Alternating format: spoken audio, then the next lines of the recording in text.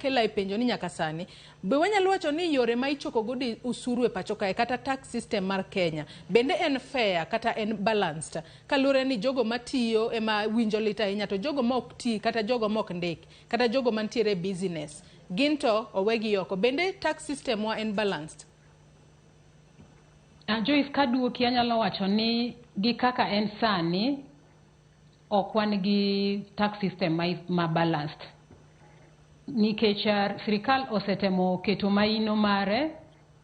e choko ushuru kowuok kuom jogo matiyo kata jogo ma ginyalo yudo yo machiegni midendo gi dho ngere ni jok manie formal setups or formal employment. To ji mang'eny kwan atamalo mag jo Kenya mang'eny onge tich ma formal, koro gin ok kine gi chulo ushuru to gichulo mana ushuru e yor osuru ma ichoko kuomgi mar VAT. To mar income tax ni tibo yudo ni ng'ato oloko ohala kendo yudo pesa to en pok nogolo income tax nyaka ni ochak loko ohande no. Koro ka ng'iye kuom angle makete godo no tabro wacho ni system mango mar choko osuru e Kenya ok en fair. But we wami sirkal apart on the back nikech aneno ka gin gi chenro moro mar rwako ji mang'eny e ofuku mar choko osuru miluongo gi dho ngere ni bringing so many in the tax bracket. Kiwacho ni gintiere kod chenro maber mar keto joma thoth mar mondo mi ochul usuru mari. En chenro mane minyalo ti godo mar mondo mi kik obem mana jomoko to jomoko to winjo wega? Kuom ranyisi Joyce sani sirkal nigi gimiluongo ni e-teams ma en yo ma nyasani iketo godo indiko godo jogo duto maloko ohala e piny mar Kenya mondo gibedie e kompyuta minyalo yudgi kendo inenogi ni gin kanye to giloko nang'o. Mar ariyo waneno kata ni nyocha gindiko dhano 1460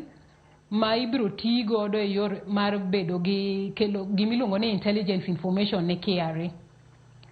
Ok ang'eyo kamano biro kelo nyayo lemo moro e yor choko ushuru e Kenya, but